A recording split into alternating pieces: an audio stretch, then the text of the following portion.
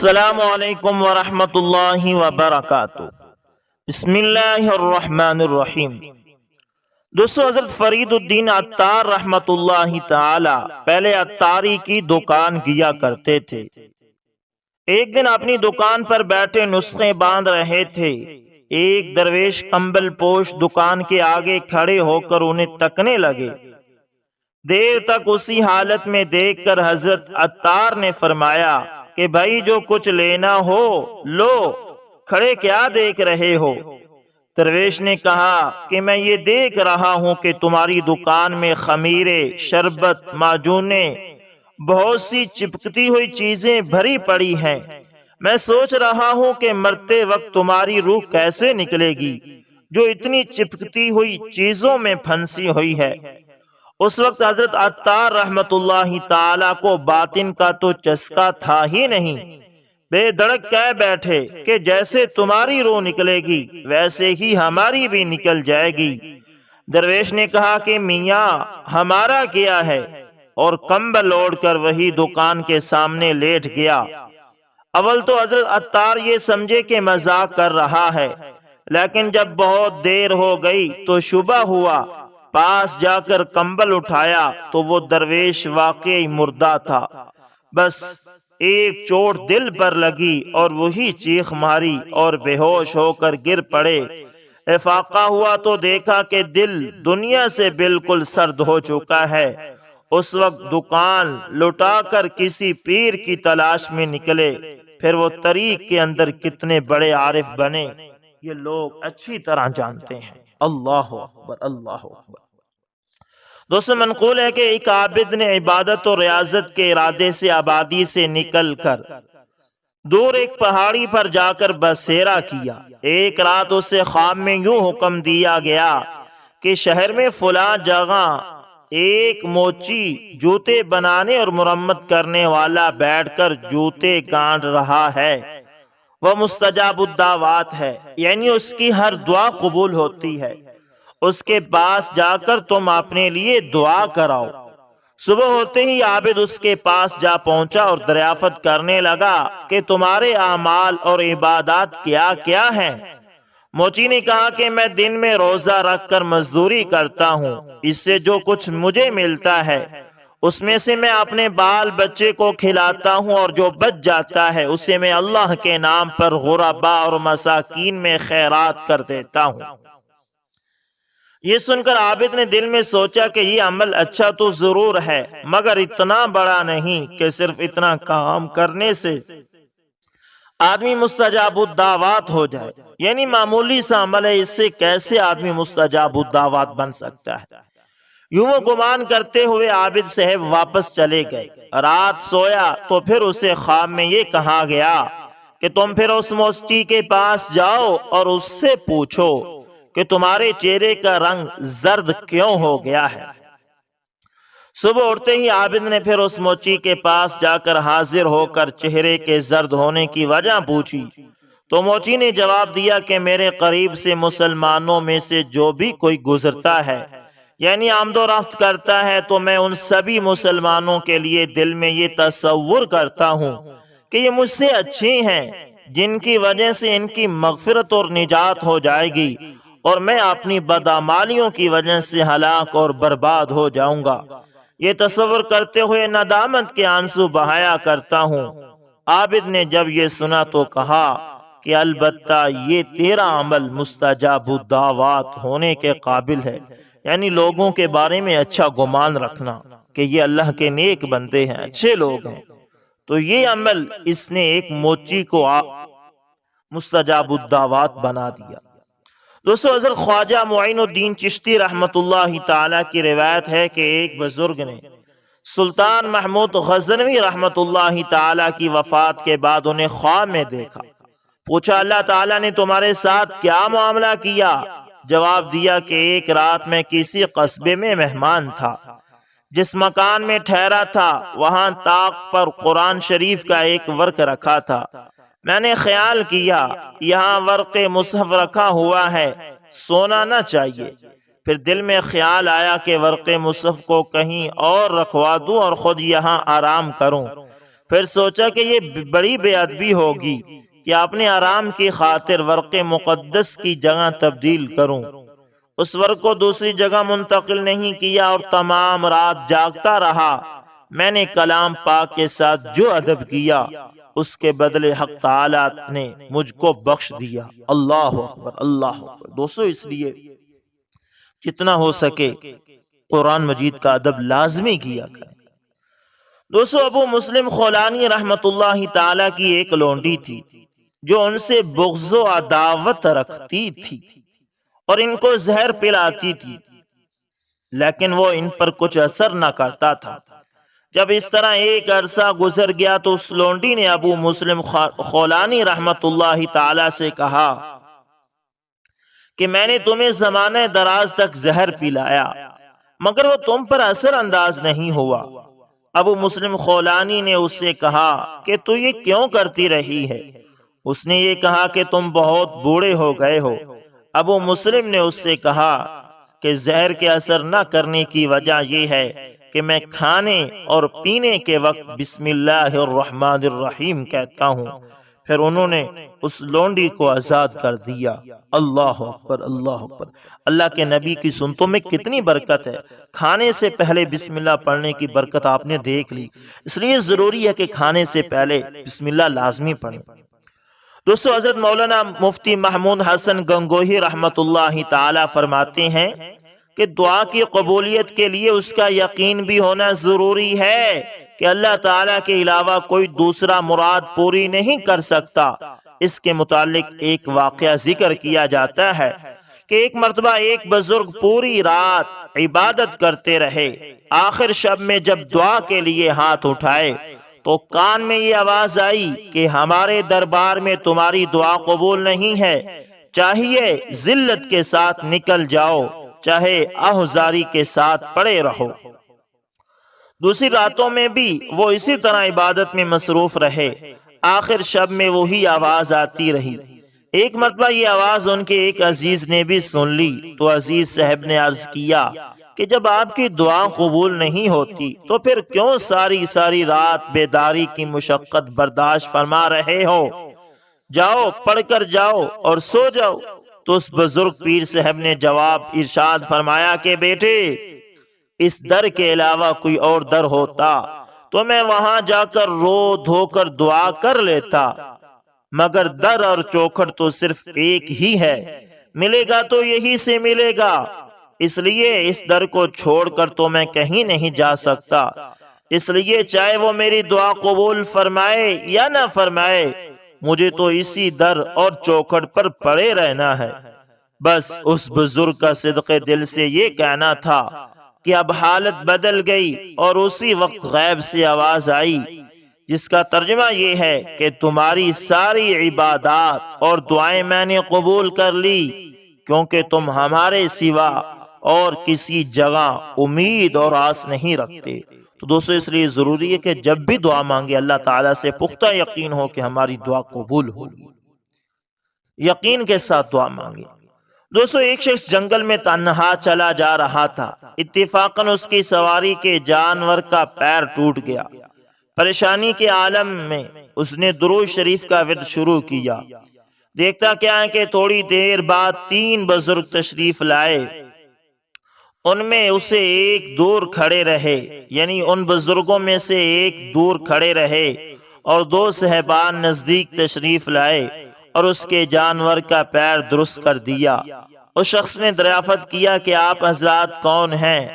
ان دونوں صاحبان نے فرمایا کہ ہم حسن رضی اللہ تعالی عنہ اور حسین رضی اللہ تعالی عنہ ہیں، اور وہ جو دور کھڑے ہیں وہ ہمارے نانا حضرت محمد مصطفیٰ صلی اللہ علیہ وسلم ہیں۔ اس شخص نے فریاد کی کہ یا رسول اللہ، مجھ کو قدم بوسی سے کیوں محروم فرمایا؟ آپ صلی اللہ علیہ وسلم نے ارشاد فرمایا کہ تیرے منہ سے حقے کی بو آتی ہے۔ تو دوستو اس لیے کوشش کریں کہ حقے اور سرگٹ سے اپنے آپ کو بچائیں، کیونکہ اس سے منہ سے بو آتی ہے۔ دوستو حضرت امام مالک رحمت اللہ تعالی نے اپنی زندگی مدینہ منورہ میں بسر کی۔ جب قضاء حاجت کی ضرورت پیش آتی تو آپ رحمت اللہ تعالی شہر سے باہر حضور حرم تک جاتے اور اس طرح بیٹھ کر فراغت حاصل کرتے کہ جسم تو حدود حرم میں رہتا تھا تاہم فضلہ حدود سے باہر گرتا۔ کسی کے پوچھنے پر فرمایا کہ مجھے ڈر لگتا ہے کہ کہیں مدینہ منورہ سے باہر میری موت واقع نہ ہو جائے۔ ایک طرف تو دیار حبیب صلی اللہ علیہ وسلم سے اتنا لگاؤ اور دوسری طرف ادب کی یہ انتہا کہ اپنے جسم کی نجاست مدینہ منورہ کی مٹی میں شامل کرنا گوارا نہیں۔ اللہ اکبر۔ محبت و ادب کا یہ امتزاج بہت کم دیکھا گیا ہے دوستو۔ حضرت عثمان خیر آبادی رحمت اللہ تعالی کی کریانے کی دکان تھی۔ ان کے پاس اگر کوئی کھوٹے پیسے لاتا تو وہ پیسے لے لیتے اور سودا دے دیتے۔ وہ ان پیسوں کو علیحدہ جمع کرتے جاتے تھے۔ انہوں نے پوری زندگی اپنا یہ دستور بنایا رکھا، یعنی نقلی پیسے کھوٹے پیسے والوں کو بھی واپس نہیں بھیجتے تھے۔ جب ان کا آخری وقت آیا تو وفات سے پہلے بستر پر لیٹے ہوئے دعا مانگنے لگے، اللہ جی میرے پاس لوگ کھوٹا مال لے کر آتے تھے، کھوٹے سکے لے کر آتے تھے، اللہ جی میں تیرے بندوں سے کھوٹے سکے قبول کرتا رہا، آج تو بھی میرے کھوٹے اعمالوں کو قبول فرما لے۔ سوچئے دوستو کہ ہمارے اکابر اس طرح موت کی تیاری کیا کرتے تھے۔ اللہ اکبر، اللہ سے کیسا یقین اور کیسا لگاؤ تھا۔ دوستو حضرت امام احمد بن حنبل رحمت اللہ تعالی کے مکان کے سامنے ایک لوہار رہتا تھا۔ بال بچوں کی کثرت کی وجہ سے وہ سارا دن کام میں لگا رہتا۔ اس کی عادت تھی کہ اگر اس نے ہتھوڑا ہوا میں اٹھایا ہوتا کہ لوہا کوڑ سکے اور اسی دوران اذان کی آواز آ جاتی تو وہ ہتھوڑا لوہے پر مارنے کی بجائے اسے زمین پر رکھ دیتا اور کہتا کہ اب میرے پروردگار کی طرف سے بلاوا آ گیا ہے، میں پہلے نماز پڑھوں گا پھر کام کروں گا۔ جب اس کی وفات ہوئی تو کسی کو خواب میں نظر آیا۔ اس نے پوچھا کہ کیا معاملہ بنا؟ کہنے لگا کہ مجھے امام احمد بن حنبل رحمت اللہ تعالی کے نیچے والا درجہ عطا کیا گیا ہے۔ اس نے پوچھا کہ تمہارے علم و عمل تو اتنے زیادہ نہیں تھے۔ اس نے جواب دیا کہ میں اللہ کا نام کا ادب کرتا تھا اور اذان کی آواز سنتے ہی کام روک دیتا تھا تاکہ نماز ادا کروں۔ اس ادب کی وجہ سے اللہ تعالی نے مجھ پر مہربانی فرما دی اور مجھے امام احمد بن حنبل رحمت اللہ تعالی کے نیچے درجہ دیا۔ اللہ اکبر۔ دوستو امام احمد بن حنبل ایک وقت کے بہت بڑے امام تھے، اور یہ لوہار جس نے صرف اذان کا احترام کیا اور اللہ نے اتنا بڑا درجہ دیا۔ اور آج ہم اذان ہو رہی ہوتی ہے، گپیں لگا رہے ہوتے ہیں اور گانے چل رہے ہوتے ہیں۔ دوستو اللہ سے ڈریں اور اللہ کی شاعر اذان کا اور دوسری چیزوں کا احترام کیا کریں۔ دوستو حضرت امام اعظم رحمت اللہ تعالی ایک دن ظہر کے بعد دکان بند کر کے اپنے گھر کی طرف جا رہے تھے۔ آپ سے ایک آدمی ملے۔ انہوں نے پوچھا، نعمان کیا آپ دکان بند کر کے گھر جا رہے ہیں؟ فرمایا ہاں میں نے دکان بند کر دی ہے۔ پوچھا کیوں بند کر دی ہے؟ فرمانے لگے اس لیے بند کر دی کہ آج آسمان پر بادل آ گئے ہیں، روشنی پوری نہیں ہے، جس کی وجہ سے کسٹمر کو کپڑے کی کوالٹی کی صحیح ججمنٹ نہیں ہوتی۔ میں نے دکان بند کر دی ہے تاکہ کوئی کم قیمت کپڑے کو بیش قیمت یعنی مہنگا سمجھ کر مجھ سے نہ خرید لے، اسے دھوکہ نہ لگ جائے۔ ایک دکاندار اپنے کسٹمر کہا اتنا خیر خواہ بھی ہو سکتا ہے؟ اللہ اکبر۔ دوستو یہ تھے امام اعظم کہ اپنے گاہکوں کے ساتھ اتنے مخلص تھے کہ کسی کے ساتھ دھوکہ نہ ہو جائے۔ اور آج ہماری کوشش ہوتی ہے کہ جو بیکار مال ہے وہ کہیں نکل جائے، کہیں نکل جائے۔ اللہ سے ڈریں۔ دوستو جنید بن محمد کہتے ہیں کہ ابو شعیب براسی پہلے شخص ہیں جو براسی میں مقیم ہوئے۔ وہ ایک کونے میں رہ کر عبادت کیا کرتے تھے۔ ایک دن وہاں سے بادشاہوں کے گھروں میں پرورش پانے والی ایک لڑکی گزری۔ اس نے ابو شعیب رحمت اللہ تعالی کو دیکھا تو ان کی حالت اسے پسند آئی اور وہ گویا ان کی قیدی ہو کر رہ گئی۔ اس نے تہیہ کر لیا کہ وہ دنیا سے دور ہو کر ابو شعیب کی خدمت میں رہے گی، لہٰذا وہ آئی اور انہیں کہا کہ کیا میں آپ کی خادمہ بن سکتی ہوں؟ انہوں نے کہا کہ اگر یہ چاہتی ہو تو اپنی حیت درست کرو اور یہ فاخرانہ لباس، زیور وغیرہ سے جان چھڑاؤ۔ اس نے اپنی تمام ملکیت کی چیزیں اتار دی اور درویشوں کا لباس پہن کر ان کی خدمت میں پھر حاضر ہو گئی۔ ابو شعیب نے اس سے نکاح کر لیا۔ جب رات کو یہ ان کی کوٹھری میں آئی تو وہاں ایک موٹا کپڑا بچھا دیکھا جو مٹی اور پانی سے بچاتا تھا۔ اس نے کہا کہ میں اس کوٹھری میں اس وقت تک نہیں رہوں گی جب تک آپ اس کپڑے کو یہاں سے ہٹا نہ دیں، کیونکہ میں نے آپ ہی سے سنا ہے کہ زمین کہتی ہے اے ابن آدم، آج تو اپنے اور میرے درمیان پردہ حائل کر رہا ہے اور کل میرے پیٹ میں رہے گا، اور میں زمین اور اپنے درمیان حجاب نہیں رکھوں گی۔ اس لڑکی نے کہا کہ میں اب زمین اور اپنے درمیان حجاب نہیں رکھوں گی۔ ابو شعیب نے وہ بچھونا اٹھا کر پھینک دیا۔ پھر وہ ابو شعیب کے ساتھ کئی سال تک عبادت میں مصروف رہی اور پھر دونوں کا اسی حال میں ہی انتقال ہوا۔ اللہ اکبر، اللہ اکبر، اللہ تعالیٰ جسے ہدایت دے۔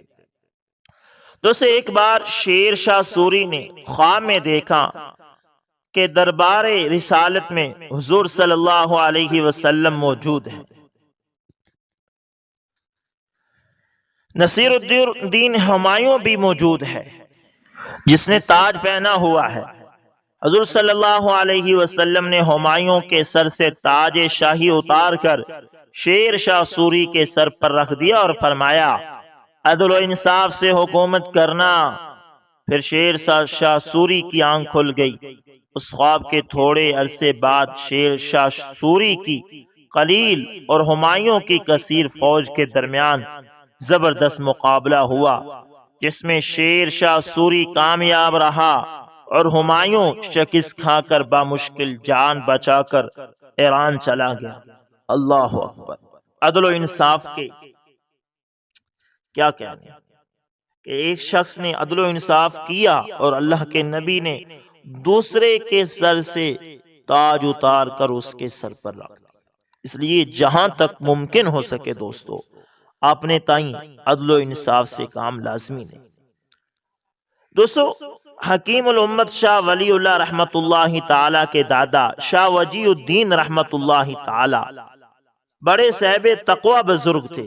آپ کو قرآن مجید سے خاص شغف تھا۔ عالمگیر کی فوج میں ملازم تھے اور فوجی زندگی کے عادی تھے۔ اس کے باوجود تہجد میں قرآن پڑھتے، تہجد کے بعد روزانہ کئی سپارے سوز و گداز سے پڑھنے کا معمول تھا۔ ایک رات تہجد کے بعد تلاوت فرما رہے تھے کہ ڈاکوؤں کا حملہ ہوا اور حضرت شہید ہو گئے۔ اللہ پاک کو ان کا اپنے کلام کے ساتھ عشق اور لگاؤ پسند آ گیا اور اس نے کئی نسلوں تک ان کے خاندان کو قرآن کریم کی خدمت کے لیے قبول فرما لیا۔ دوستو، اس لیے اگر آپ چاہتے ہیں کہ آپ کی نسلیں قرآن سے منسلک رہیں تو اس لیے ضروری ہے کہ آپ خود بھی قرآن سے منسلک ہو جائیں۔ دوستو، بنارس کے ایک مندر میں پتھر کا بت کچھ عجیب طریقے سے بنا ہوا تھا۔ جب وہ آنکھیں کھولتا تو مندر جگمگا اٹھتا۔ اس عجوبے کو دیکھنے کے لیے ہندوستان کے طول و عرض سے ہندو یاتری اس مندر میں آتے۔ حضرت سید اشرف رحمت اللہ تعالی جب بنارس تشریف لے گئے تو آپ نے بھی اس مندر میں جا کر بت کو دیکھنے کا ارادہ کیا۔ جب آپ مندر میں داخل ہوئے تو وہاں کا ایک بڑا یاتری جو کہ سید اشرف کی ریاضت اور کرامت سے واقف تھا، آپ کو اندر لے گیا، بت کی روشنی پھیلانے والی آنکھوں کی کرامت دکھائی اور کہنے لگا، دیکھیے آپ اپنے اندیکھے بھگوان کو مانتے ہیں جبکہ ہمارا بھگوان پتھر کا ہے، پاک صاف اور ٹھوس ہے۔ حضرت سید اشرف رحمت اللہ تعالی اس کی باتیں سن کر مسکرائے اور بت کی طرف دیکھا۔ ان کا دیکھنا تھا کہ بت ریت کی مانند زمین بوس ہو گیا۔ ہندو پنڈت اور پجاری اس کو نظروں کا فریب سمجھے۔ اسی اثنا میں مندر میں اس قدر تاریک اندھیرا چھا گیا کہ پجاریوں پر سکتہ طاری ہو گیا اور بڑا پجاری بالکل پتھر کا ہو گیا۔ پجاریوں نے اس کو دوبارہ اصلی حالت پر لانے کے لیے بڑے بڑے چاپ کیے مگر بے سود۔ آخر کار تمام کے تمام پجاری سید اشرف کے قدموں میں گر گئے اور اسلام قبول کیا۔ یوں بڑا پجاری بھی پھر اصلی حالت میں آ گیا اور سید اشرف کا مرید ہو گیا۔ رفتہ رفتہ پورے کا پورا بنارس حضرت سید اشرف رحمت اللہ تعالی کے ہاتھ پر مسلمان ہو گیا اور اس مندر اور بت کا نام و نشان مٹ گیا۔ اللہ اکبر، اللہ اکبر۔ یہ ہوتی ہے اللہ والوں کی نظر، کہ جس پر نظر پڑ جائے اس کی زندگی کی کایا پلٹ جاتی ہے۔ اللہ کرے ایسے اللہ والوں کی نظر ایک بار ہم پر بھی پڑ جائے تاکہ ہماری زندگی کی بھی کایا پلٹ جائے۔ دوستو اسی طرح حضرت مرزا مظہر جان جانا رحمت اللہ تعالی کے پاس ایک آدمی آیا اور وہ ہندو تھا۔ کہنے لگا کہ مجھے کشف القلوب حاصل ہے۔ کشف القلوب کا کیا مطلب؟ کہ دلوں میں جان کر دیکھ لیتے ہیں کہ کس کے دل میں کیا ہے۔ یہ کشف کی ایک قسم ہے اور اللہ والوں کو بھی اللہ تعالی عطا کرتے ہیں۔ اور اگر غیر مسلم بھی اگر ریاضت اور مجاہدہ کرے تو اللہ تعالیٰ دنیا میں اس کو بھی یہ دے دیتے ہیں کہ چل دنیا میں تمہیں بھی تھوڑا منظر دکھا دوں۔ اس ہندو کو یہ حاصل تھا اور وہ کہنے لگا کہ مجھے کشف القلوب حاصل ہے۔ حضرت نے فرمایا کہ اچھا میرا دل دیکھو۔ اس نے دل دیکھا، کہنے لگا کہ جی دل میں تو بالکل سیاہی سیاہی نظر آ رہی ہے۔ حضرت نے فرمایا اچھا تمہیں یہ نعمت کیسے ملی؟ کہنے لگا کہ میں نے ہر کام اپنے نفس کے خلاف کیا جس وجہ سے مجھے یہ چیز مل گئی۔ حضرت نے تھوڑی دیر بعد بات بدلی اور فرمایا کہ تم مسلمان کیوں نہیں ہو جاتے؟ کہنے لگا کہ میرا جی نہیں چاہتا۔ حضرت نے پکڑا کہ اچھا کہ جب تم نے باقی کام جی نفس کے خلاف کیے تو یہ بھی جی کے خلاف کرو۔ اب وہ پکڑا گیا، اصل میں توجہ پڑ رہی تھی، چنانچہ اس نے کلمہ پڑھ لیا۔ کلمہ پڑھنے کے بعد حضرت نے فرمایا کہ اب میرے دل میں ذرا جھانک کر دیکھو۔ تو کہنے لگا کہ حضرت ہر طرف نور ہی نور نظر آتا ہے۔ حضرت نے فرمایا کہ دیکھو بھائی میرا دل آئینے کی مانند تھا جب تم نے پہلے دیکھا، چونکہ تم پہلے کافر تھے تمہیں اپنے دل کی سیاہی اس آئینے میں نظر آئی۔ اب کلمہ پڑھ لیا اور جان کر دیکھا تو تمہیں اپنے دل کا ایمان نور کی شکل میں نظر آیا۔ تو دوسروں کی شخصیت میں انسان کو اپنی تصویر نظر آ رہی ہوتی ہے۔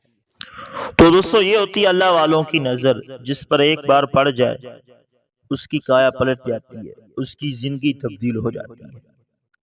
اس لیے اللہ والوں کے پاس لازمی جایا کریں، کیا پتا کہ کیسی کیفیت میں وہ بیٹھے ہوں اور ان کی ایک نظر ہماری زندگی کی تبدیلی کیا وجہ بن جائے، سبب بن جائے۔ تو دوستو اس لیے اللہ والوں کے ساتھ تعلقات لازمی قائم کریں۔ تو امید کرتا ہوں آپ لوگوں کو ویڈیو اچھی لگی ہوگی۔ ہمارے اس چینل پر الحمدللہ روزمرہ اکابرین کی زندگیاں، اللہ والوں کی زندگیاں، اللہ والوں کے مختلف واقعات، مختلف چھوٹے چھوٹے پر اثر واقعات وہ اپلوڈ کیے جاتے ہیں، جس سے الحمدللہ لوگوں کو بہت فائدہ ہوتا ہے۔